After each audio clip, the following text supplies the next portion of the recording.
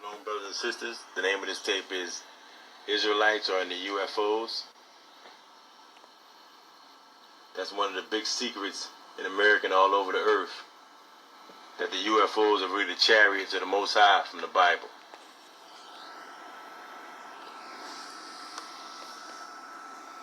Now, they have an interview that I'm going to play from two Israelite women who were taken up in the UFO, and they're going to say what they've seen.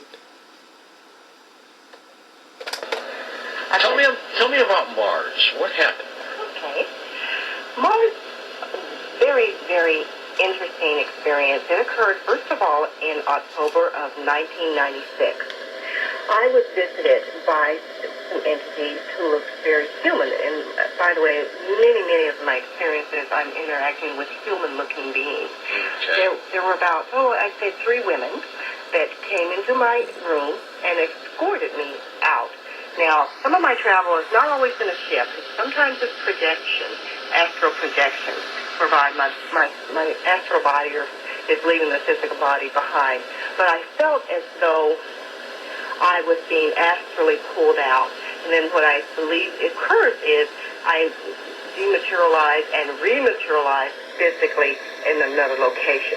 So that's the impression I was having, or actual experience I was having with the Mars experience. I was spiritually pulled out and then physically rematerialized once on the planet. But however, in this process, I went through what felt like a tunnel to get to. I didn't take a ship. I was thrust through a black tunnel, so to speak, similar to the afterlife experiences you've heard about and read about.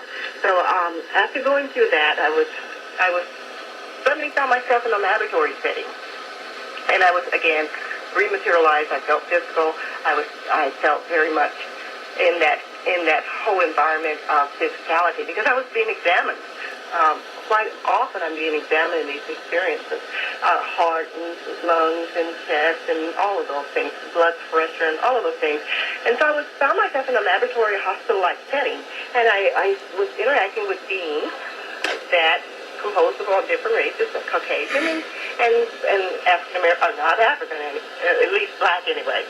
Mm-hmm. So Not African. anyway, I was being black. experimented on, and I decided I'm going to try to strike up a conversation with these entities because that's what you do. When you're meeting with people you don't know, you try to make small talk. So I thought about what on earth could I think to talk about to these beings.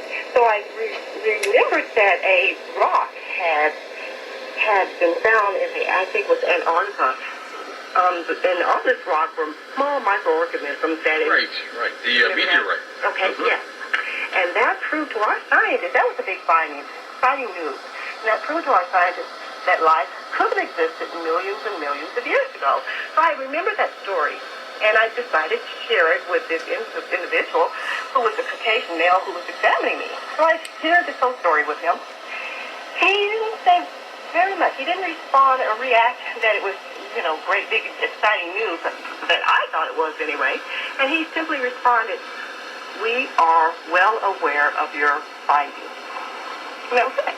It's almost like that's no big deal. And then when I thought about it, it may have looked a little bit ridiculous that I felt like when I was sharing with him, we found a rock with microorganisms on it, which proved that life could have existed millions of years ago when already I'm on the planet. The Caucasian-looking alien beings are servants on these ships. So you think there are occupants on Mars right now? Yes, I do. And I interacted with them. So that's what was occurring at this time. So this individual, he guided me to a computerized map on the wall. And he showed me terrain, mountains, and landscapes, and areas that were occupied. And he pointed one, and I tried to remember the names of them. The only one I could commit to my memory was a place called U. Why U? And he was saying that basically it was a map like we have of Earth, except it was Mars. And yes, it's inhabited, and yes, there are people in this area, there's people in that area, there's areas are named, and U was the only one I could recall or remember. And then I was, in that experience, my whole conversation was overheard by another individual who joined the conversation, and she was a black female.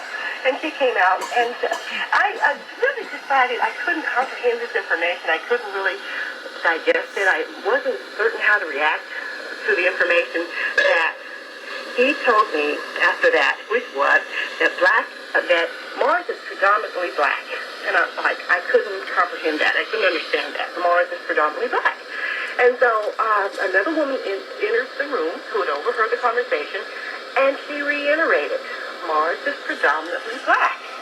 And again, I couldn't understand that. I couldn't understand why she's telling me this. What does that mean? I just basically wanted to keep changing the subject. But they were telling me that this planet was occupied predominantly by black people. And they looked at me as though, don't you know this? Don't you remember? See, Israelites are great people. We can't call it the red planet anymore. No. Matter of fact, I didn't see any red.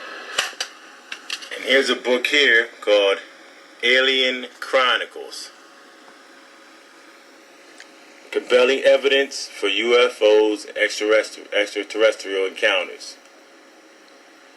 Art and text since ancient times.